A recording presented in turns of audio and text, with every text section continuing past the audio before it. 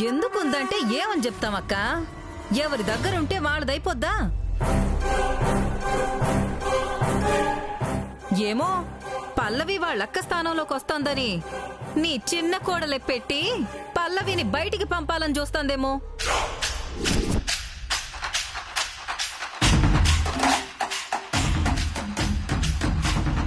ఈ మాట అంటారని కూడా నాకు తెలుసు. అందుకే మీ అబ్బాయి గారిని కూడా తీసుకెళ్ళాను అత్తయ్య. నేను అబద్ధం కావచ్చు, ఈయన అబద్ధం కాదు కదా సారు, చెప్పండి. అవునమ్మా, ఈ బాటిల్ పల్లవి బ్యాగ్లోనే ఉంది, ఎవరూ పెట్టలేదు.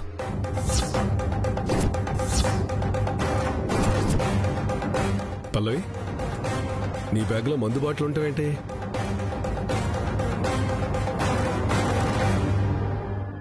కొంపతీసి నీకు తాగి అలవాట్లేదుగా.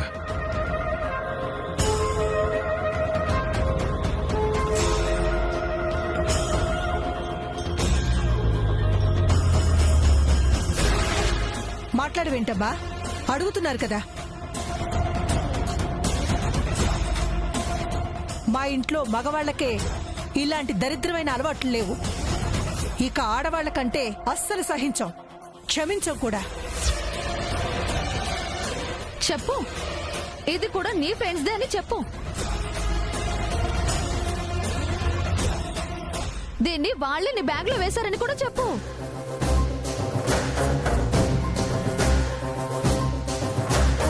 ఒకవేళ పెట్టిన పుస్తకాలమ్మని ప్రతిసారి బ్యాగ్లో తీసినప్పుడు ఆ బాటిల్ చూడాలి కదా, అప్పుడే పడేయాలి కదా, ఇంటికెందుకు తెచ్చినట్టు? డౌట్ లేదు మావయ్య గారు, ఇది తనదే. మొన్న తన రూమ్ లో సిగరెట్ స్మెల్ వచ్చింది.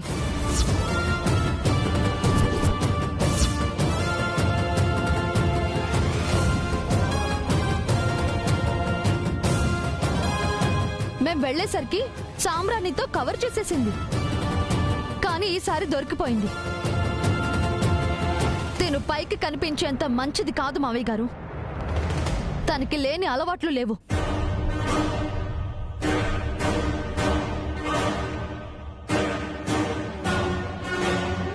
అయిపోయింది, దొరికిపోయాను. ఒప్పుకో పల్లవి, ఇక దాయడానికి ఏమీ లేవు. ఒప్పుకో.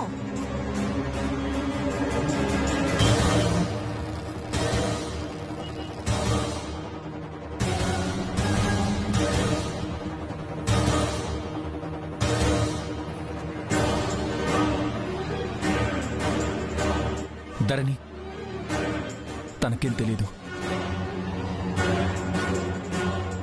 ఆ మందు బాటిల్ నాదే.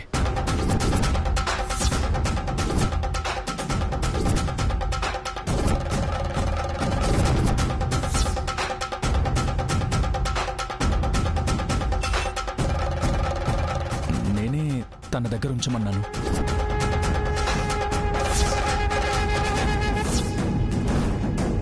అదేంట్రా, మందు బాటిల్తో నీకేంటి సంబంధం?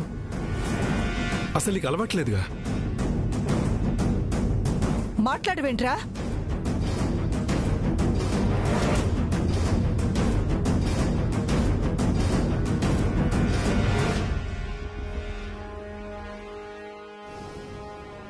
చెప్పాను కదమ్మా, అది నాదే. నేను ఇంట్లోకి తెస్తే మీరు చూస్తారని తన బ్యాగ్లో నేనే ఉంచమన్నాను.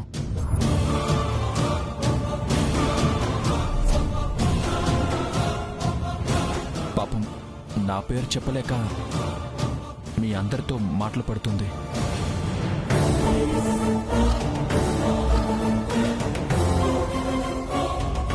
అంటే నువ్వు ఇంకా ఆశ్చర్యపోతావేందక్క? తాగుతున్నాడు.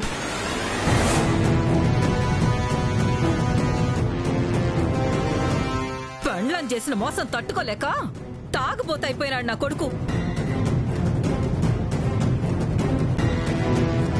ఎందుకురా అయ్యా ఈ పాడలవాట్లు? ఆ పెండ్లం పోతే ఏంది? బంగారం లాంటి ఇంకో పెండ్లాన్ని చూసినాం కదా. మానే నాన్న.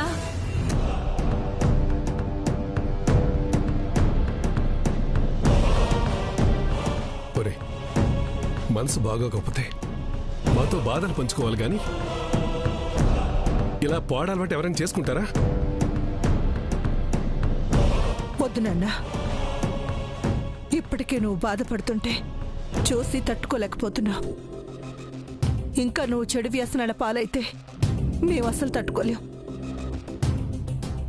లేదమ్మా, ఏదో వీక్ మూమెంట్లో అలా అనిపించింది.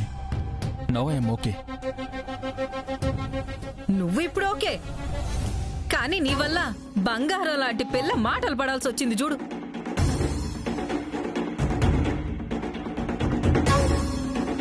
అయినా నిన్న అనాలా? అనుమానం వస్తే అడిగేడువేనా? వెనక ముందు ఆలోచించుకునే పల్లె. అయినా మీ అక్క ఉందో లేదో తెలవదు, ఉంటే మారుద్దో లేదో తెలవదు.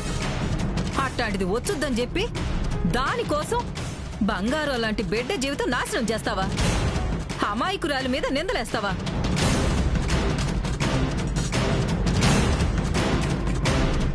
అవునమ్మా, ఏదైనా 1-2 సార్లు ఆలోచించుకుని కదా అడగాలి.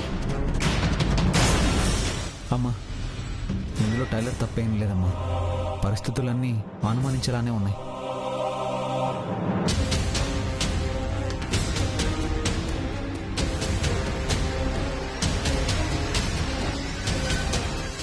ఎంత అనుమానించేలా ఉంటే మాత్రం అట్ట అందరి ముందు నిందలేస్తారా? ఇంటి కోడలు కాబోతుంది కదా, ఆలోచించే పనిలే. సామ్రాజ్యం అయిపోయింది కదా, ఇంకెందుకు? పల్లవి మంచి అమ్మాయి, తను అర్థం చేసుకుంటుంది. అమ్మ ధరణి, ఇప్పుడే బయట నుంచి వచ్చారు కదా, వెళ్ళి స్నానాలు చేసి భోజనానికి రండి. వెళ్ళండి.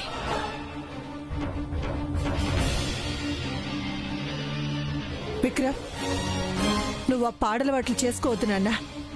ముందు దాన్ని బయటపడేయండి. నేను పడేస్తాను లెక్క.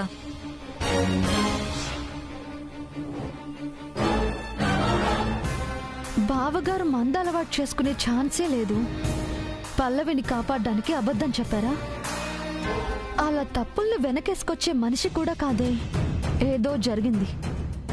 అదృష్టం బాగుండి ఈసారికి తప్పించుకుంది.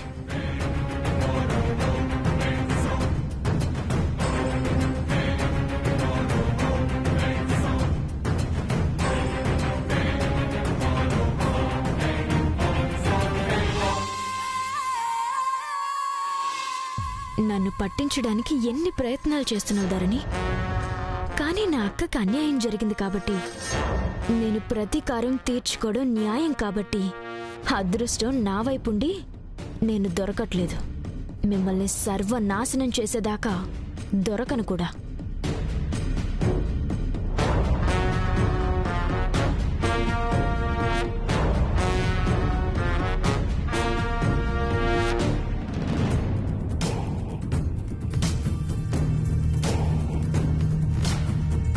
నేను చెప్పింది అబద్ధమని నీకు తెలుసు.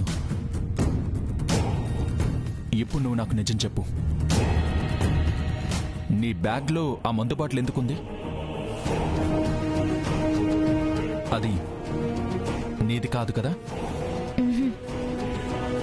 నీకు ఆ అలవాటు లేదు కదా? లేదు. మరి అది ఎవరిదో ఎందుకుందో అందరి ముందు ఎందుకు చెప్పలేకపోయావు? ఎందుకంటే అది మీకోసమే తెచ్చాను కాబట్టి. వాట్? నాకోసమా? నాకోసం ఎందుకు? నాకు అలవాటు లేదు కదా. తెలుసు, కానీ మీరెంత బాధపడుతున్నారో కూడా తెలుసు. రాత్రుల్లో నిద్ర పట్టకుండా ఒంటరిగా గదిలో తిరుగుతున్నారని తెలుసు. అందుకని మందు తాగితే బాధపోతుంది, నిద్ర పడుతుంది అని సినిమాల్లో చూపిస్తుంటారు కదా. నాకు కూడా మిమ్మల్ని బాధలోంచి బయటికి తీసుకురావాలని, మీరు ప్రశాంతంగా నిద్రపోతే చూడాలని ఉంది. నాకు మిమ్మల్ని ఓదార్చేంత చనువు కూడా లేదు కదా. అందుకని ఇది ఇద్దామని తెచ్చాను.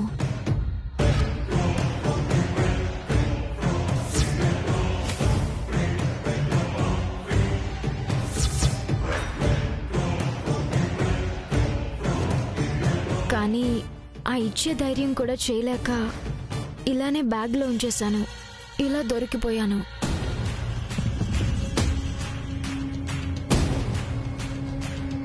సరే, ఇంకెప్పుడు ఇలా చేయొద్దు. ఆ మందేం అవసరం లేదు.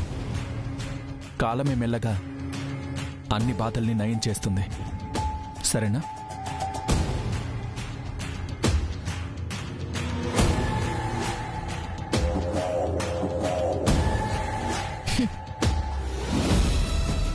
రూబీ, నీ బుర్రే బుర్ర. ఎప్పుడు ఎవరికి ఏ కథ చెప్పి మాయ చేయాలో నీకు బాగా తెలుసు.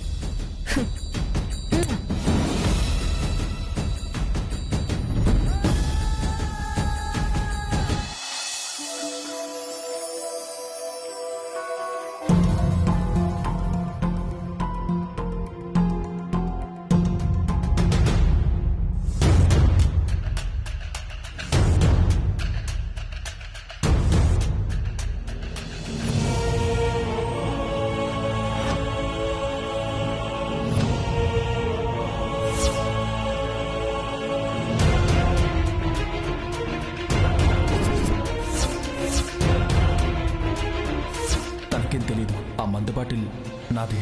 నేనే తన దగ్గర ఉంచమన్నాను. ఎంత ఆలోచించినా బావగారు మందు అలవాటు చేసుకున్నారంటే నమ్మబుద్ధి కావడం లేదు.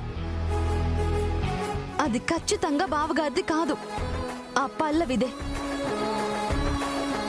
మరి బావగారు పల్లవిని ఎందుకు వెనకేసుకొస్తున్నట్టు? ఇదంతా అక్క మీద కోపంతో చేశారా?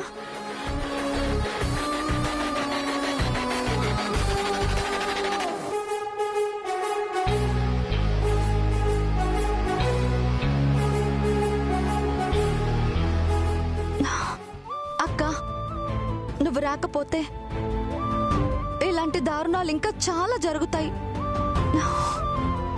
ఎక్కడున్నావక్క?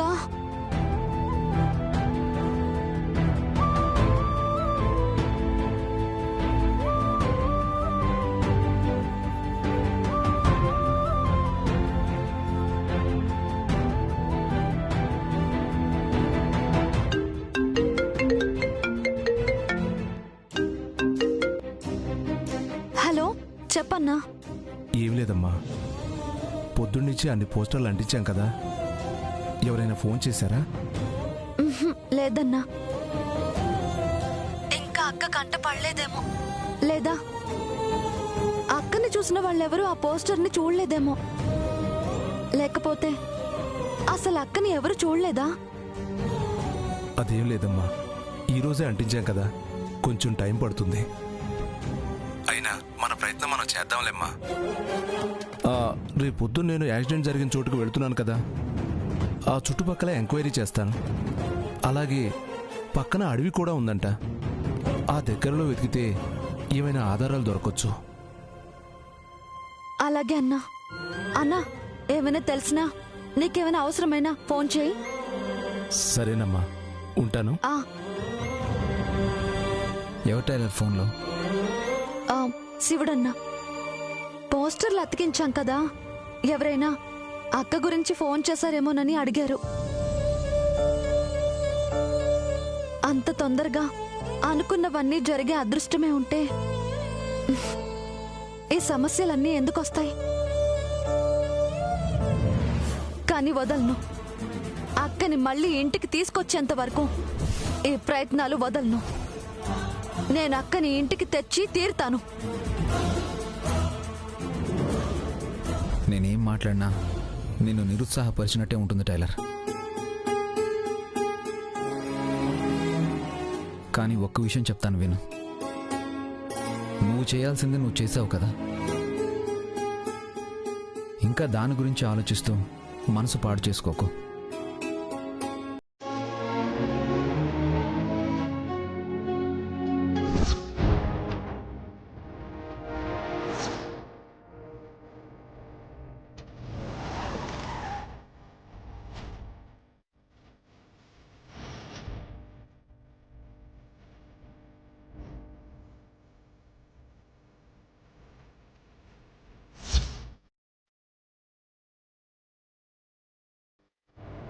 విక్రమ్కి నీతో పెళ్లి చేయాలనుకుంటున్నావు, నీకు ఇష్టమే కదా?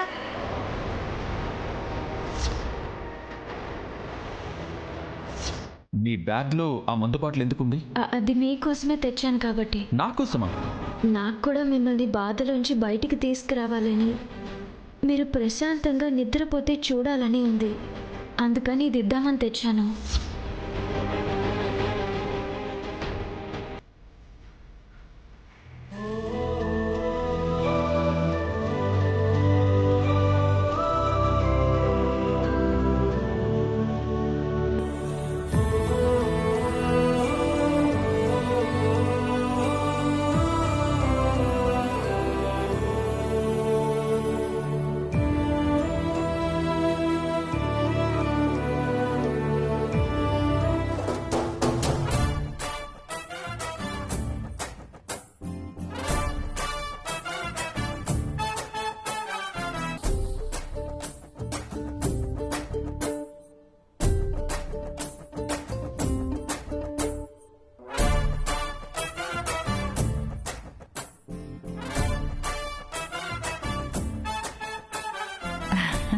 నగలు గట్లన్నా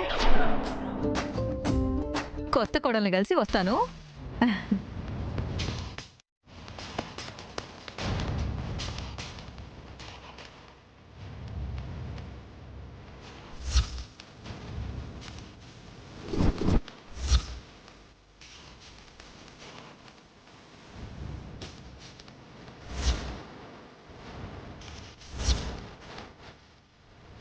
ఇది క్లబ్లో డాన్సులు వేసే వాళ్ళు వేసుకునే డ్రెస్. రామాయణ పుస్తకాలు అమ్ముకునే ఈ సాంప్రదాయమైన పద్ధతి గల అమ్మాయికి ఈ పబ్బు బట్టలతో ఏం పని? నేను పైకి కనిపించేంత మంచిది కాదు మావయ్య గారు. తనకి లేని అలవాట్లు లేవు.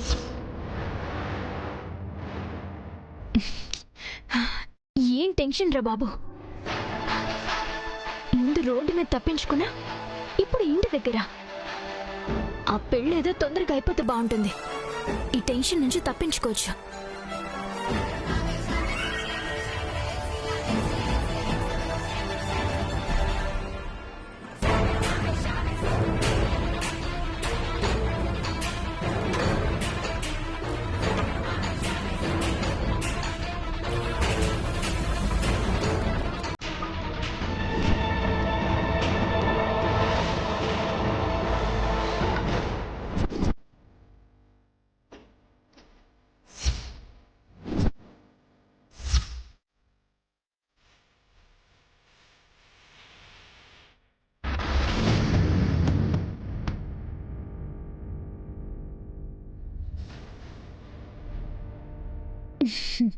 రండి ఆంటీ.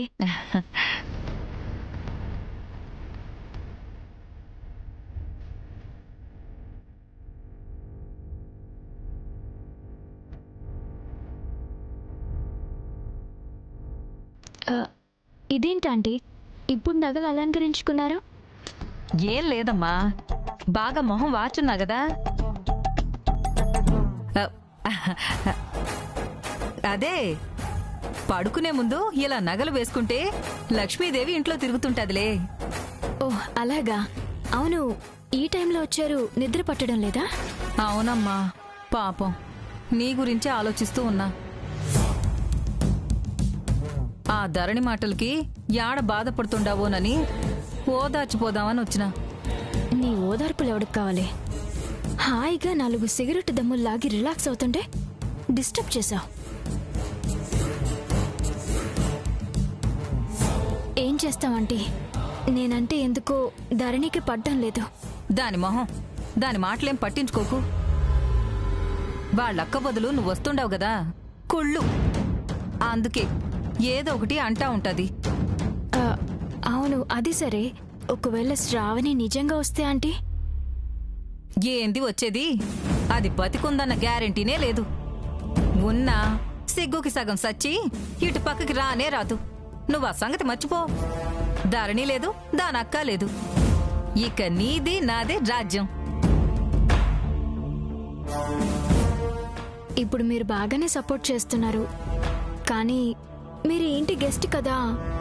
రేపు మీరు వెళ్ళిపోయిన తర్వాత నా పరిస్థితి ఏంటి? ఏంది? నేను గెస్టునా? నీకింక సానా ఇస్యాలు తెలవవులే. పెండ్లయ్యాక మెల్లగా అన్నీ చెప్తా. ఏడ నుంచి మనల్ని కదిపెట్టోళ్ళు ఎవ్వరూ లేరు. అంటే ఇంకా మనం తెలుసుకోవాల్సింది చాలా ఉంది. ఇంకా ఏదో మిగిలిందనమాట. మెల్లగా లాగుదాం. సర్లే, సానా టైం అయిపోయినది, పండుకో. అలాగే అంటే